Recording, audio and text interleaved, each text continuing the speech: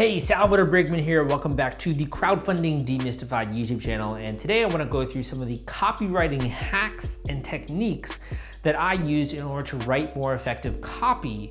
And if you're not familiar with what that is, that's basically just the writing on things like emails, the writing on things like your Kickstarter page, ads that you're running, your landing page, anything that comes when it comes to communicating with other people.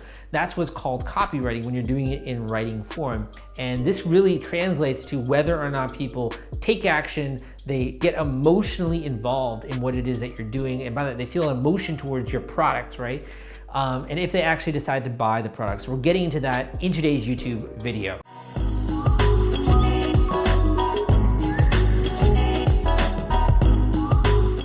Okay, so first of all, if you've never met me before, I've been in the industry since 2012. I have a great book out there called The Kickstarter Launch Formula, which is available on Audible. You can actually listen to me read it. I do it in a really passionate, intense way, so it's not so boring professor or something like that. That I would hate when I was attending college in George Washington University. But, so I have a lot of great stuff out there. And one of the things that's just not discussed enough in this industry, and when it comes to e-commerce in general, is this concept of copywriting, right? And why is this, I think, under discussed is just the fact that writing is something that everyone can do. Everyone can write. Obviously, if you're literate, well, we're assuming most of the YouTube videos know how to at least write a little bit. But it also is something that not many people are very good at, right? Just like a lot of people can talk, a lot of people can talk and express themselves and tell funny stories with friends, but not a lot of people can sell. Not a lot of people can sell products or do a cold call if you were to ask them, right? Not a lot of people can stand up in front of a room of 100 people or 1,000 people and be able to give a speech that's compelling, right? So it is a skill. And the same thing is true of copywriting. And this is something I've studied for a really long time. Same thing with blog posts. I mean, I've written at this point in my life over 1,000 blog posts. I've written 10 books on many different subjects like nonprofit crowdfunding, equity crowdfunding, real estate crowdfunding, blogging for beginners, podcasting for beginners, like a bunch of different books, right? So what I'm sharing with you is kind of the skinny on what I've learned about copywriting as it applies to Kickstarter, and specifically some of the hacks that you can use in order to speed up this process and make it so that literally when people read your words, it's like they're drawn to it. They start to get mental pictures in their mind and they start to imagine owning your product and they get really excited and they want to read more. It's kind of like the difference between reading a thriller novel and it's page turning, versus really reading a very boring biography of like Jefferson Franklin. I'm sorry, Thomas Jefferson or Benjamin Franklin, right? They kind of like molded together in my head. Ironically, actually, I think for me, I'm a nerd. Like the biography was really interesting of Ben Franklin.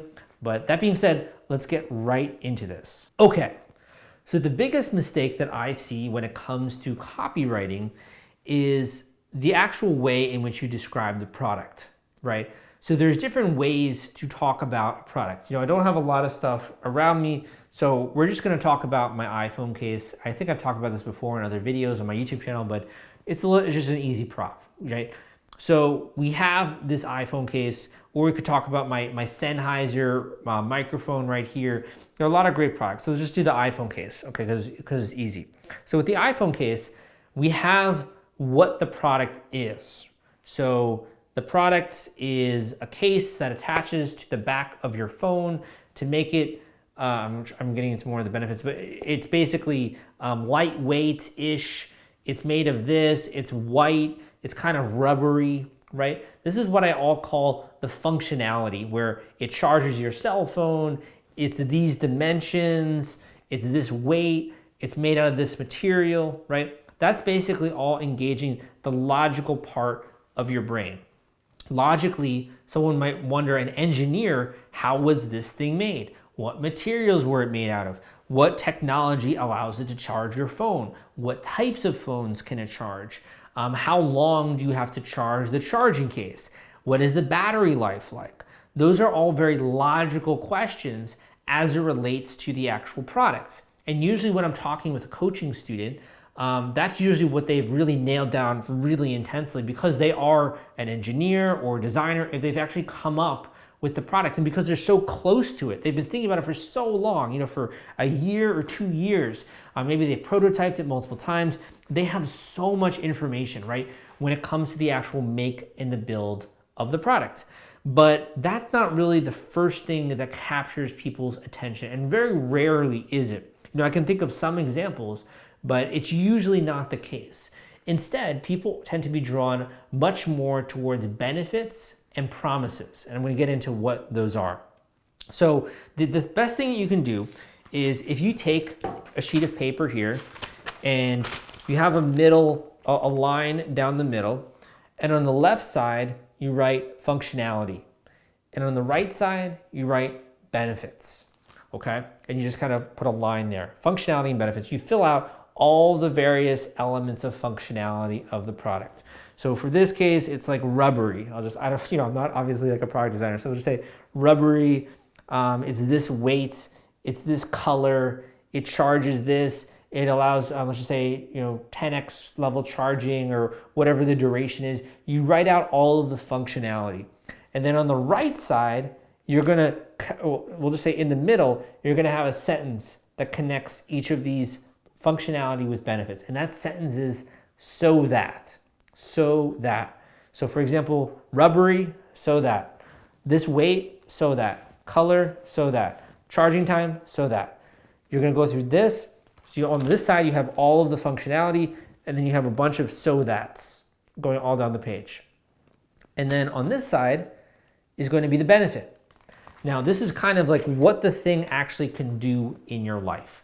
So for example, this thing is rubbery, and that's a technical term, by the way. This thing is rubbery so that it never falls out of your hand, so that it never slips out of your pocket, so that if it's in your jacket pouch, it's not gonna fall out and tumble onto the pavement, right? It's rubbery so that it has traction and grip, and it's gonna stay put wherever you put it. That's the benefit. That's the actual benefit that's conveyed in your life. Someone is not buying a case because it's rubbery. They're buying it because they don't want to drop the thing. They want good grip. They want to be able to hold it. They want it to stay in their pocket if they put it in their pocket and not slip out. Let's take another one. So this has, let's just say, an extra 8 hours of charging time. We'll just say that functionality. So that when you're on work phone calls all day and you have to go home, you're at the office, you don't have to worry about your phone dying midway in transportation. You have long battery life with this so that you can be texting all day, browsing the internet, doing calls, and you can still take the last and the most important call of the day, which is from your wife or which is from your kids, and you're going home to pick up pizza for pizza night on a Friday night, right? Think a little bit about the so that and the benefit that you are conveying with the product. Another example could be the actual colors, right? So we'll just say white. You can pick any color that you want so that you can express yourself, and then you can fit the phone to your outfit for that day. A girl might care a little bit more about that, I guess, than a guy. But you can just go through all of the functionality of your product, and using that word so that, connect it to a benefit that it conveys to that person's particular life. It's a really easy hack to do. This YouTube video is sponsored by The Gadget Flow. The Gadget Flow reaches over 28 million people, and they've been around since 2012. They're Indiegogo and Kickstarter experts. They featured over 5,000 crowdfunding campaigns. If you have a tech or design campaign, it is a great platform to generate awareness and get backers. Check them out at thegadgetflow.com/submit and list your project today. It'd be great if you could try that exercise for your particular products, right? But I'm going to give you another hack as well. Now, when we're getting into marketing a product online, there are different stages of awareness. So first of all, the first most important thing is to get attention, right? You got to get attention, otherwise no one's going to listen to what you have to say. They're not going to have the chance to buy the product. All of these things, like the functionality and what it's made of and the materials, they are important for building the value, and it comes at a certain point in time. But when it comes to copywriting, right, one of the most important things is to get people's attention. And the way that we get people's attention is not to talk about one piece of functionality of this phone case, but it's to promise something to that individual. Now, there are lots of things that you could promise. You have to know a little bit about your customers. I could promise that you're never going to have to charge your phone twice in a workday. I could promise that your phone is never going to die when you're at the office. I could promise that you are going to be able to make hundreds of calls a day and still be on your very first charge, right? So I'm just kind of brainstorming here. This is all like on the spot. And obviously there has to be veracity, there has to be truth to the promises. But the more that you can take a sheet of paper and literally just here write down promises and write down all the things you promise. So the way that I recommend this is starting with, I promise that, and then you fill in the blank. So I promise that you can go an entire workday on one charge of your iPhone. I promise that you'll never have to worry about charging your phone at work. I promise that you make 100 calls a day, you can still take the last phone call from your wife, right? Like, just think about some of the promises that you're making with this particular product. If it's more about the aesthetics, you could promise more along those lines, but I'm just kind of pulling this out of my head just in real live time fashion, right? So the first hack was to think a little bit about the functionality as it relates to the benefits. The second hack I shared in this video is to think about the big promise that you are making to the customers, because the big promise is what gets people's eyes to get really wide and be like, wow, I don't even know if I believe that thing can exist, right? And it's like this awe, this curiosity. Promises create curiosity, and curiosity is what leads people down this path of considering buying your product, right? But there's a third part that is really important. If you don't hit this part, you're not going to make a sale. The third part, aside from like what it's made of and all that kind of stuff, which is really important, obviously, but we're talking about copywriting. The third part is story. And story can take many different forms. It could take the form of writing, of course. It could take the form of imagery. For example, Instagram posts. It could take the form of video content. There's a lot of forms which story can take. But the reason why I'm talking about copywriting as it relates to story is that at the end of the day, you want people to be looking at a story and seeing themselves in that particular story as a character. So for example, if you're trying to sell a phone case to skaters, let's just say, or to people that are travelers and going backpacking and stuff, you obviously want to have someone who's backpacking or on a skateboard or on a scooter, and they're holding the phone and they pull it out maybe and they look at it, right? You want to make sure that the story lines up with the product and it illustrates where that product is going to fit into that individual or that person's life. And what that actually does is it does this thing called future pacing.